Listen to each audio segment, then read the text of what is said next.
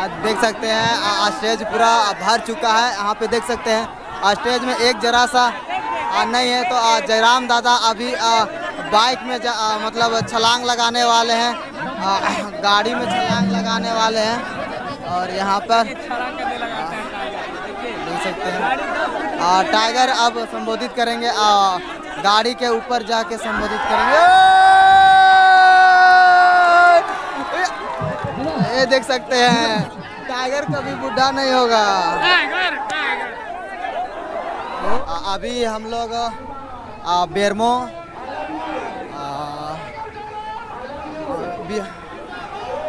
विनोद बिहारी महतो का स्टेडियम आए हुए हैं, मतलब ग्राउंड आए हुए हैं। और आज यहाँ पे जयराम दादा का सभा रखा गया है। और जिस प्रकार पूरे देश का माहौल बदल चुका है और बात किया जाए गिरिडीह का तो यहाँ का कुछ अलग ही माहौल है। और यहाँ पे जयराम दादा भी आ चुके हैं। ये देख सकते हैं जयराम दादा आ चुके हैं सभा संबोधित करने के लिए विनोद बिहारी महतो फुटबॉल मैदान बीएड के क्षेत्र करगाली में। और यहाँ पे भीड़ देख सकते हैं, जनसंख्या में भीड़ है। सो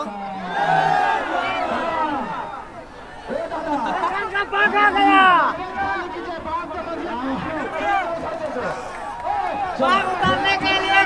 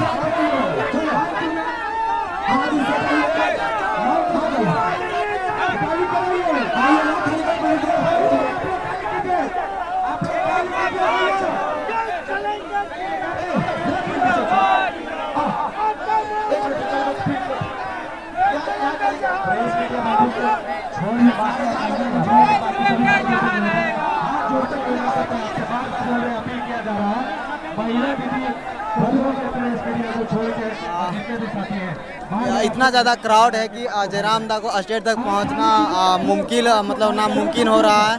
आप देख सकते हैं स्टेज में भी खचाखच लोग भर चुके हैं। और जनता मतलब भीड़ के तो बात ही मत कीजिए। आप लोग देख सकते हैं कैमरा के माध्यम से ग्राउंड आपको कहीं भी खाली नज़र नहीं आता होगा। और जयराम दादा देख सकते हैं अभी सनरूफ गाड़ी के ऊपर में ही है। और यहाँ पे काफ़ी भीड़, काफ़ी ज़्यादा ही भीड़ है कुछ। ये देख सकते हैं जयराम दादा का पागलपन, इतना ज़्यादा लोगों के बीच में क्रेज है कि ये देखिए टाइगर छलांग लगा रहे हैं। टाइगर छलांग लगाते हुए ये देखिए यहाँ पे ये देख सकते हैं दादा टाइगर मतलब छलांग लगाने जा रहे हैं। ये देख सकते हैं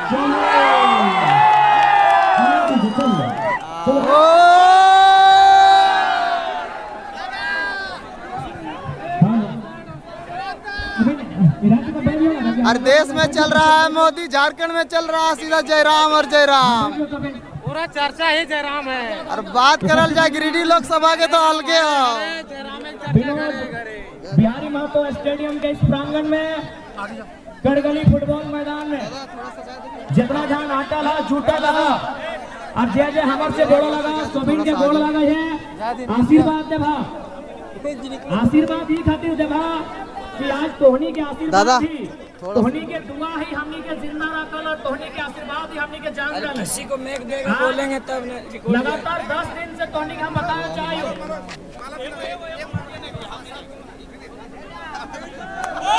लगातार 10 दिन के तोहनी के हमें अपन शेड्यूल बतावे चाहिए कि हमने 10 दिन कैसा बीतल है।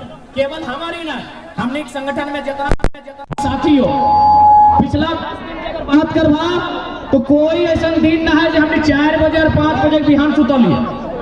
हर एक दिन आज हमने 4 बजे या तो 5 बजे बिहान सुता है। उठे खातिर फिर 7:30 बजे हमने एकदम 8 बजे उठ जाए। यानी आज 10 दिन से हमने मात्र 2 घंटा सुत रही, मात्र 2.5 घंटा सुत रही। और अगर खाना पीना के तोहनी के सामने हमने झूठ नहीं कहा भाई। आज अभी तक हमने मात्र 3 गो पराठा खाए के है। तो सह खातिर तोहनी का आशीर्वाद बहुत जरूरी हो। तोहनी अगर आशीर्वाद नहीं देबा तो हमने जिंदा नहीं रहो। तोहनी का आशीर्वाद हमने के जान देहो। और सबसे महत्वपूर्ण बात तोहनी का आशीर्वाद ये खातिर भी कि आज देख सकल हा कि किस प्रकार से शासन प्रशासन में बैठल लोग हमने पीछू लागल है। सेदिन बोकारो के 1 मई तोहनी के याद हो तो याद है ना दीदी साहब? खासकर चपड़ी वाला दीदी साहब तोहनी का वीडियो है। 1 मई बोकारो नॉमिनेशन के दिन तोहनी के याद हो तो, क्योंकि हम थोड़ा सा हिंदी में संबोधन कर देते, बहुत सारे सीआईएसएफ के जवान भी आए हैं, उनको भी सुनना चाहिए कि झारखंड के साथ कैसा अन्याय होता है। थोड़ा सा हम हिंदी में संबोधन करेंगे। 1 मई को जब हम नॉमिनेशन करने के लिए गए थे, 3000 पुलिस हमको अरेस्ट करने के लिए गई थी। मैं आज इस भीड़ से एक सवाल पूछना चाहूंगा, हम लोग का अपराध क्या है? मैं आप लोगों से एक सवाल पूछना चाहूंगा कि हम लोग का अपराध क्या है, हम लोग का गुनाह क्या है?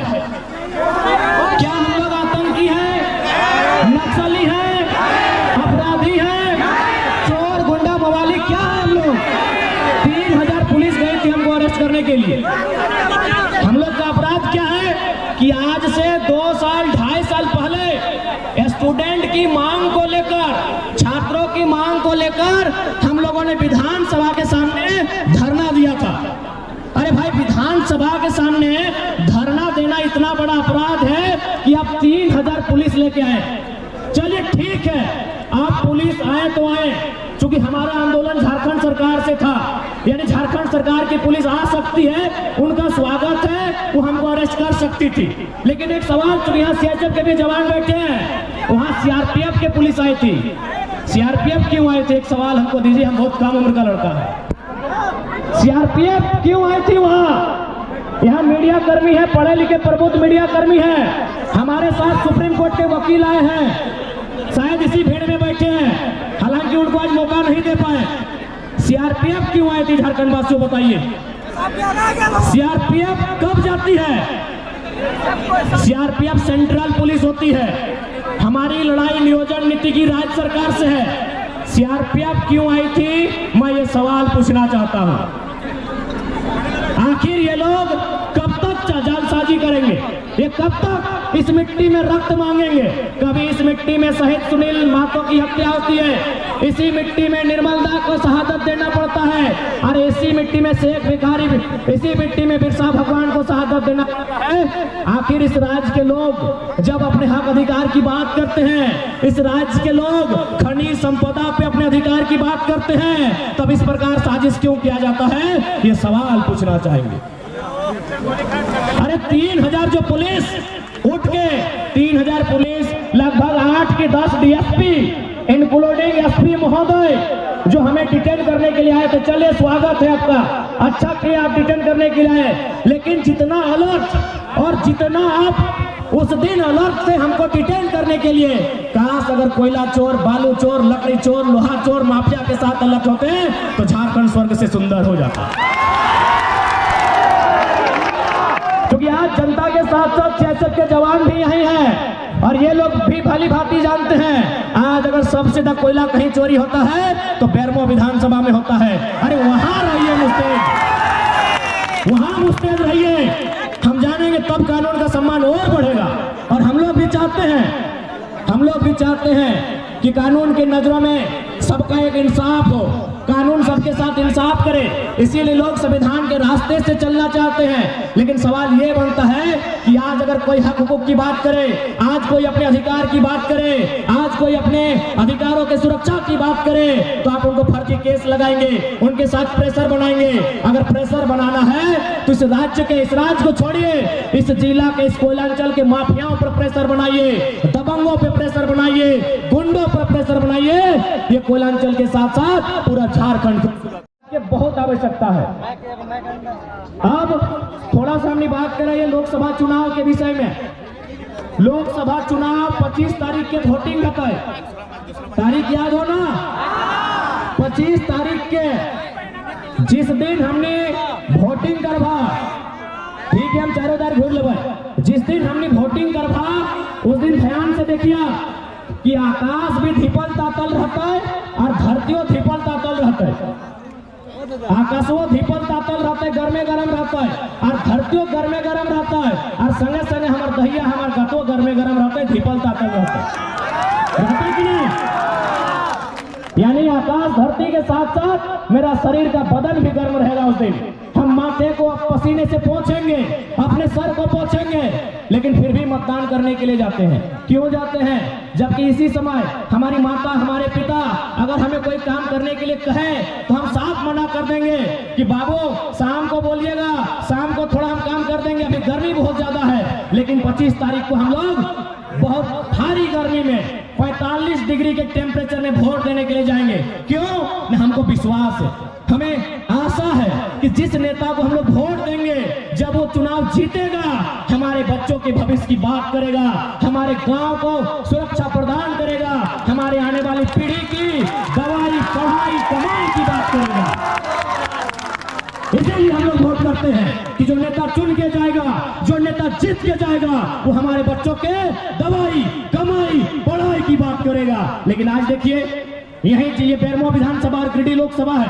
अगर गिरिडीह लोकसभा के सांसद की बात करें, उन्हें कभी फुर्सत नहीं मिला कि झारखंड के जनमानस के बच्चों की चिंता की जाए। उन्हें क्या फुर्सत मिला कि गिरिडीह से सांसद और पत्नी रामगढ़ से विधायक।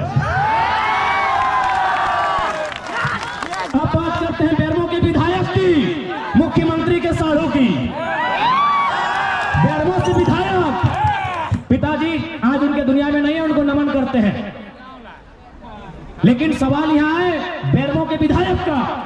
खुद बेरमो से विधायक दादा है या विधायक, और भौजी धनबाद से लोकसभा के प्रत्याशी। भौजी यानी विधायक जी के पत्नी धनबाद से लोकसभा, ये एमएलए वो एमपी के चुनाव लड़ रहा हो। दियो के गजबे ट्रेजेडी हो। गिरिडीह लोकसभा और बेरमो विधानसभा के कहानी गजबे हो। एगो के पति सांसद पत्नी विधायक, एगो के पति विधायक और पत्नी सांसद के प्रत्याशी। माने तोहनी घर घुस्ती सब तोहनी है। कोयला भी तोड़, बालू भी तोड़, लोहा भी तोड़, ढेका भी तोड़, पत्थर भी तोड़।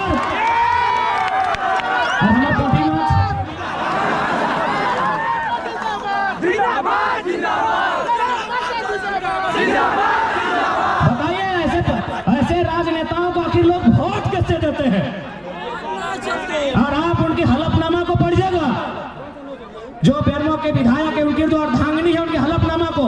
अरे जब हलफनामा में उतना संपत्ति दिखाया है, तो जो छुपाया गया है वो संपत्ति कितना होगा? जब वो अपने हलफनामा में इतना संपत्ति दिखाए हैं, तो जो छुपाया गया वो कितना होगा? एक बात बहुत सारे लोग कहते हैं कि नहीं, जो आप बारी भितरी की बात करते हैं, हम स्पष्ट कहना चाहेंगे, हम सामाजिक न्याय की बात करते हैं। यही हमारे महाराष्ट्र के भैया हैं, देखिए इनको। भाऊ जोहार, जय महाराष्ट्र जय झारखंड। ये महाराष्ट्र है। तमाम मीडिया वाले बिल्कुल इनको फोकस कीजिए, क्योंकि इनके सामने हम दूध का दूध और पानी का पानी करेंगे। जो लोग हमें कहते हैं ना कि ये लड़का बाहरी भितरी की बात करता है। अच्छा एक बात बताइए भाऊ, हमारा एक बात बताइए, आप सिर्फ इशारों में बताइए, इशारों में सिर्फ बताइए, क्या महाराष्ट्र में हमारे झारखंड के अगर कोई बच्चे जाएंगे, वहाँ जो सरकारी नौकरियां हैं, डीएसपी वगैरह, बीडीओ वगैरह, सीओ वगैरह, तहसीलदार, दीवानी जो भी है, क्या वो फॉर्म भर के बन सकते हैं? नहीं। सुनिए, महाराष्ट्र के भैया हैं, इनको हम कोई फोर्स नहीं किए हैं। मीडिया वाले इनको बिल्कुल फोकस कीजिए। जो कहते हैं जरा मातो बाहरी भितरी की लड़ाई करता है, अरे भाई हमारे लोग भी महाराष्ट्र में रहते हैं, हम लोग मजदूरी का काम करते हैं, हम लोग महाराष्ट्र का धन्यवाद भी देते हैं कि चलो भाई हमें रोजी रोजगार के लिए जगह दिया। बिल्कुल हम लोग महाराष्ट्र के अलावा तमाम राज्यों का, बाकायदा बिहार और यूपी क्यों ना रहे, अगर हमारे मजदूर वहाँ पटना में, इलाहाबाद में रहकर मजदूरी करते हैं, उनका हम धन्यवाद देते हैं, क्योंकि हमें मालूम है वो राज्य हमारा नहीं है, अब तो हमें वहाँ राज्यवासियों का अधिकार नहीं मिलेगा। बात बराबर है भाई? बराबर है, सही बात है, सही बात है ना। यानी अगर हम कहें कि महाराष्ट्र मराठियों का है, कोई दिक्कत नहीं। गुजरात गुजरातियों का है, कोई दिक्कत नहीं। बंगाल बंगालियों का है, कोई दिक्कत नहीं। बिहार बिहारियों का है, बरोबर है, बरोबर है। तो अगर हम कहें झारखंड झारखंडियों का है, तो दिक्कत होना चाहिए। आप बनाएंगे, ये काम है, इसके लिए आप देखिए, यहाँ महाराष्ट्र के भाई हैं, पूछिए इनसे। हमारे आपके महाराष्ट्र में हमारे 5 लाख लोग रहते हैं। या आप तो खुद सतारा में हैं, या आप खुद बताइए वो कैसा रहते हैं। 1 मिनट बता दीजिए किस प्रकार का कमरा है और क्या काम करते हैं। 10 बाय 10 खोली में वो अपना बीबी बच्चे पढ़ाई। सुन लीजिए, 10 बाय 10 के रूम में बीवी बच्चों के साथ रहते हैं। 10 बाय 10 बुझा हो, यानी 2 आदमी सुतवार घरवा में आता है जी। तो 10 बाय 10 के 10 बाय 10 इन्हें हम कोनो बोलने के लिए प्लानिंग करके नहीं लाए हैं। ये बल्कि ये स्कूल चलाते हैं, संस्था चलाते हैं। इनके पास भी बहुत सारे झारखंडी नौकरी करते हैं ना भाई। या हमारे जो भाई सुनील माने साहब, संजू जी माने हमारा दूसरा भाई है, वहाँ नौकरी करते हैं। बात बरोबर है? बरोबर है। 10 बाय 10 के कमरे में सुन लीजिए, 10 बाय 10 के कमरे में एक मराठी भाई यहाँ खड़ा होकर बोल रहे हैं, आज 50,000 की भीड़ में बोल रहे हैं कि जो झारखंडी वहाँ रहते हैं 10 बाय 10 के कमरे में, उसी कमरे में पत्नी भी रहती है। हाँ, पत्नी भी रहते हैं, बच्चे भी रहते हैं, सगे वाले भी रहते हैं, सगे वाले भी रहते गाँव हैं। वाले आएगा नहीं वो भी उधर रहता है। 10 बाय 10 के कमरे में पूरा परिवार रहता है। हमारी लड़ाई कैसे गलत है भाई? कौन हिसाब से गलत है? अब एक बात हम क्लियर कहना चाहेंगे, जो लोग हमारी बात को सुन रहे हैं वो झारखंड के अलावा किसी राज्य से रहे। हमारी लड़ाई किसी राज्यवासी से नहीं है, बात को समझिए। हम बात कर रहे हैं 1932 खतियान की। अब सवाल है कि 1932 का खतियान का मतलब ये थोड़ी है कि जो लोग खतियानधारी नहीं है राज्य से चले जाए। ऐसा किसने कहा आपको? बिल्कुल नहीं। पहले समझिए कि खतियान का इस्तेमाल कहाँ होगा, खतियान का इस्तेमाल कहाँ होगा, उसका उपयोग कहाँ होगा। न हम लोग मांग कर रहे हैं कि खतियान के आधार पर इस झारखंड की स्थानीय नीति बने, क्योंकि सभी झारखंडी नहीं होंगे। 140 करोड़ लोग झारखंडी नहीं होंगे। बात को समझिए, जितने भी गैर झारखंड के लोग यहाँ रहते हैं और अपने राज्य में भी, यानी दोनों राज्य में रहते हैं, बात को समझिए। भारत की अभी जनसंख्या मान के चलिए अनुमान 140 करोड़ है, अनुमान मानते हैं, और झारखंड की जनसंख्या मोटा मोटी 3.5 करोड़ है। तो भाई पूरा का पूरा 140 करोड़ झारखंडी नहीं हो सकता है, समझिए बात को। 140 करोड़ जो भारत की जनसंख्या है वो सबके सब झारखंडी नहीं हो सकते हैं। तो झारखंडी कौन है? तो जो झारखंड के भूभाग में रहते हैं। तो हमारे खतियान आधारित नीति का मतलब है कि इस राज्य के जो मूलवासी हैं, इस राज्य के बाहर जिनका सरकारी नौकरी के अलावे किसी सरकारी दस्तावेज में कोई नाम नहीं है, क्योंकि बहुत कोई रेलवे का नौकरी करते हैं, कोई इलाहाबाद में है, कोई कानपुर में है, कोई कर सेंट्रल नौकरी कोई कहीं कर सकता है, तो वहां सरकारी नौकरी में उसका नाम हो सकता है, लेकिन उसके अलावे उसका नाम किसी दस्तावेज में नहीं है। वो मूल रूप से झारखंडी है, जिनका सिर्फ और सिर्फ यही नाम है, यही दस्तावेज है, यही घर है, यही मकान है, यही सब कुछ है। अब सवाल है कि खतियान के आधार पर एक स्थानीय नीति बनेगी। उस स्थानीय नीति को लागू किया जाएगा तो झारखंड की वैकेंसी होगी। झारखंड की वैकेंसी मतलब दरोगा, चपरासी, होमगार्ड, जिला पुलिस, जेपीएससी, जेएसएससी, यानी झारखंड सरकार जो नौकरी निकालेगी, झारखंड सरकार जो बहाली लेगी, उस बहाली में लागू होगा कि जिनके पास स्थानीय प्रमाण पत्र है वही लोग फॉर्म को भरेंगे। इसका मतलब थोड़ी कि आप यहाँ व्यापार नहीं करेंगे, आप यहाँ काम धाम नहीं करेंगे, आप यहाँ रोजी रोजगार नहीं करेंगे, आप यहाँ कंपनी फैक्ट्री में काम नहीं करेंगे। ये गलत है, ये भ्रम है। तो इसलिए जितने भी लोग ऐसे हैं जो इस राज्य के नहीं हैं, आप लोग कृपया भ्रम में ना रहें। हमारा मांग क्या है, हमारा आंदोलन क्या है, उसकी असलियत को समझने का काम करें। और मैं बिल्कुल कहता हूं, जो लोग ईमानदारी से, जो लोग निष्ठापूर्वक इस विषय को समझते हैं, वो कहीं का रहे हमारे साथ खड़े हैं।